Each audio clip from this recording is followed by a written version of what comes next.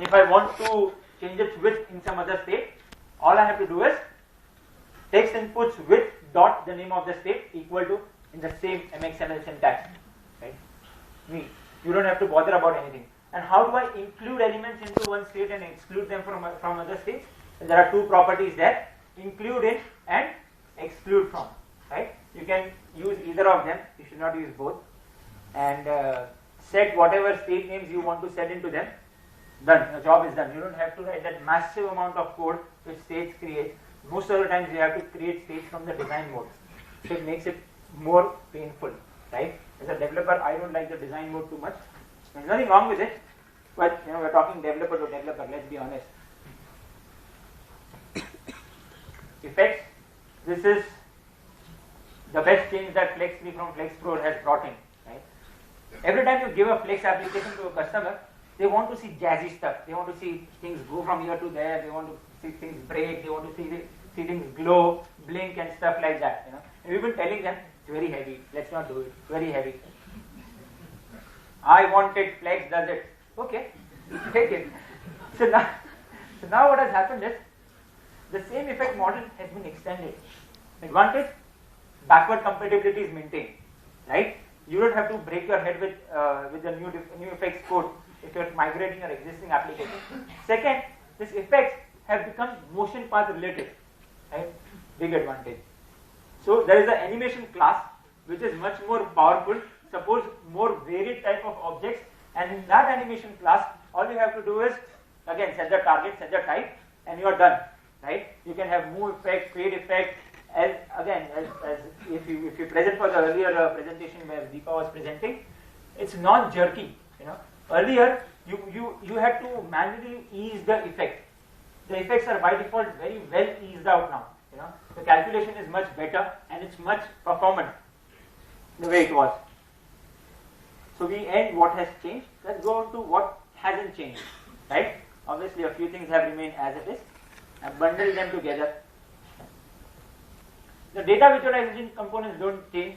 The grid, MX advanced data grid doesn't change. Right?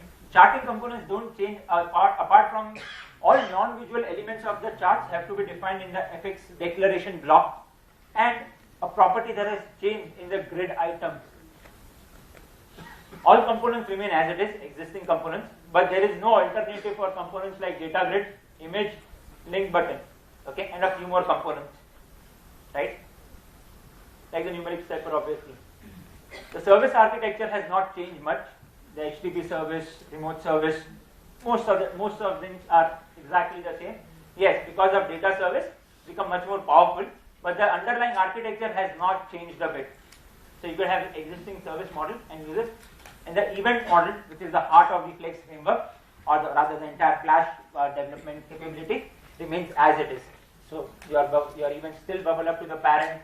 You can still capture them before it hits the target. It still works in that three-phase mode of bubble, capture, and target. And so those things are same, and it's a good thing. Why to update? Why to update? It's a new product. It should be out. More people should use it. We'll get more business. More people get trained on it. Anyways, so serious reasons, right? Feature support. New features which are coming out. Obviously, performance is a big criteria, but new features which are coming out. For example, dynamic video delivery, RSL caching, better RSL caching, and a lot of other features which are coming out. Mosaic, right? It's going to be powerful. Mosaic Flex 4 application can intercommunicate. So all future versions of Flash Player, right? Again, I've been saying that Flash Player is the ability of Flex to do something or not to do something, right? You could build something in Flex 4.1, but if you don't have Flash Player 10.1, it won't work, right? So the thing is that you have to sync your code with Flash Player. It's not the other way around, honestly speaking, right? Think about it. You have to update your code as the Flash Player versions are coming out. Now, you don't start posting that Adobe should not release more Flash Player versions. Obviously, it is better, faster, lighter, better components, faster development and performance, and lighter applications because of RSL. Right? There's another big advantage of MXML scaling there, right? As you already know, you can enhance the FXG at runtime and compile time both, right? The advantage there is that your applications, when they are running, right, if they use assets like a JPEG or a bitmap, for that matter, any other bitmap, PNG or something, it's obviously going to be much more heavier than it using core Flex framework abilities to draw rectangles, to draw other shapes and stuff. So you should look at Catalyst very seriously, and my whole view on this is that Catalyst is not just a designer's tool. Catalyst has got a lot to do with the developer also. Once you start using it, you will realize the kind of power that Catalyst can really bring into your code. I mean, you don't have to be design savvy for it, but it can really make things happen quickly. Now the interesting part, how to migrate. I purposely put this hammer because when I started migrating my first Flex project, the customer asked me, "Kitna time lagega? How much time is it going to take?" I told him 6 hours. He says, "Wow, do it right now. Start." I said, "ठीक है, timer चालू करो, start." 6 घंटा हो गया. He says, "What's the story?" I said, 234 bugs pending. So, I think when I just imported my Flex project into Flash Builder, and I thought it's done. It asked me which is the SDK you want to use. I said 4.1, and I got excited. I said, "Yes, this is done. I don't have to do anything. Inbuilt capability that everything's going to fall in place. I'm done. 6 घंटा. I'm going to go for a movie. Come back, show him the code. We are happy." What happened? I didn't see a movie for 6 months. So here's what you do to migrate, right? And there are a lot of pitfalls in migration. Typically, if your code is using application.application, you're going to end up in a lot of pain, right? So there are a lot of such pitfalls which are there. So how do you change this? You can probably just take a class which extends an event dispatcher. Right? We call it a generic event dispatcher mechanism. Okay? Make it a singleton and use that singleton instead of using the main application itself. It's a very, very powerful way of making your components which are totally unrelated communicate. You can make your service communicate with any remote item renderer of your application without having to involve this thing in between. And the generic event dispatcher remains general, so it doesn't matter which project you are working on.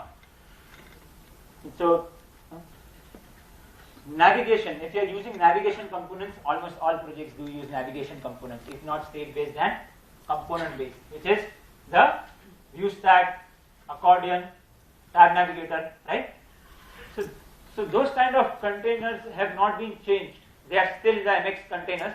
So if you want to use a Spark container, like a group container or a Spark panel inside your MX navigation component, like a view stack, you will have to use something called as a navigator content. This is a class which is available. You will have to provide it in your navigation content. Item renderers, obviously, I've been blabbering about them all the time. Every time somebody calls me for consulting, the first thing I do is open the data grid code and see the item renderer. And trust me, there's a big performance impact as soon as you remove edge boxes, V boxes, canvases, and any such container from item renderers. Even combo boxes. We don't even suggest list-based containers in it. But these are lightweight and very easy. Change them. Instead of combo box, you can use the pop-up manager. Extremely powerful entity. Click there. When you click, you already know what item renderer has been clicked. Pass all the data that you have to pass to it. Very simple and effective solution to remove heavy item renderers from your grids. Right? And then it doesn't matter in Flex 3 or Flex 4. Styling.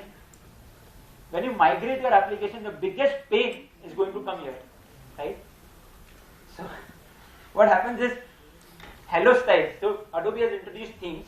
Right? Themes are good because now you don't need a designer to get different look and feel. You can just change the theme and present prototypes and present views that way. But here what happens is Hello components support a particular set of styles and Spark components support another particular set of styles. Okay? And you keep on getting warnings everywhere. And as a developer, you are used to ignoring warnings. Right? And a black application suddenly turns white. Right? So plastic surgery was at USC. So this happens and you start wondering what happened. and then you go back the entire route and start bringing a designer in and start hitting your head onto the wall saying that what to do. It's very simple, right? All you have to do is import the correct namespace there. Font embedding is the biggest issue that we face, because by default now you can embed a font as a CFF format, right? Spark does that. You can say embed as CFF set to true, but for MX components, doesn't work. You can use either of the two ways for it. Create another font block in your style, say embed as CFF false, right? Or you can go to your Flex project and say use the Flash text engine for MX components also. So it will solve the purpose, right? We do the first, we don't do the later. Themes. So there are a lot of Spark themes now. When you go to a project, there is Hello theme, there is default Spark theme, there is a wireframe theme, right? Wireframe themes are very neat to create prototypes, working prototypes, right? You just open Flex Builder, start putting things together. You have a working wireframe prototype which is ready. Again, style manager has changed, in a bit. So there is not just one style manager at a Flash player level, but every application can have its own style manager. No? So when you want to get style declaration from a style manager, I've got to put that point here. But when I put the slides up, I'll make sure I'll update them. What you have to do is you have to pass the complete fully qualified class name now with the entire package and everything to get the style. But doesn't matter. If you use the Flex 3 compatibility mode, right, and in the previous session you heard about it. So if you use the Flex 3 compatibility mode, you don't even have to bother about it. It does everything for you. But eventually you want to break out of the Flex 3 compatibility mode, especially if you are doing, if you are in the middle of a project and you actually want to put the entire project to Flex 4, you will have to do it. You have to come out of the compatibility mode. Right? Just before I start my demo, there are a couple of things which I would want to bring up. One, if you already have, say, a component suite that you built over an existing Flex 3 SDK, right?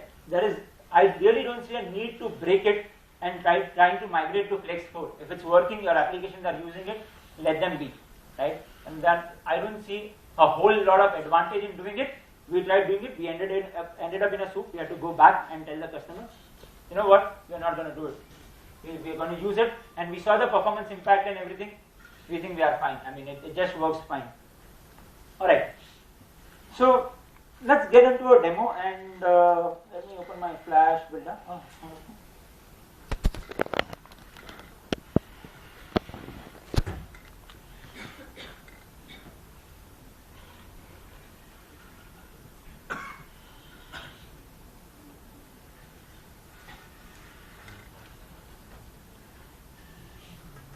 More people in my team have Flash Builder Premium than I do. Yeah? I mean, they are all rich developers. So what I'm going to do is, okay, I have a lot of existing code here, which I'm going to close. I'm going to import a project. This resolution is really very low, so if I miss something. So I'm going to import a Flash Builder project. I'm going to say next. We have a project which is already there, which is built in Flex 4. I'll show you how the project actually looks. Yeah.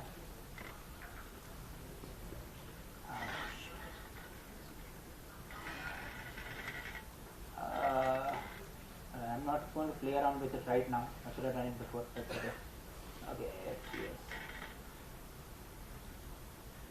You see a lot of scroll bars here. There's a demo app. We haven't used too much of constraining and stuff. So this is an application where there's a home, there's a gallery, and you can click on something. It comes here. Okay. You can say return to gallery, and looks much better on the screen than it does on the projector. So I'm going to import this project here. It's called as demo app. So I'm going to browse. I'm going to select this one, right? Let's open, and I'm just going to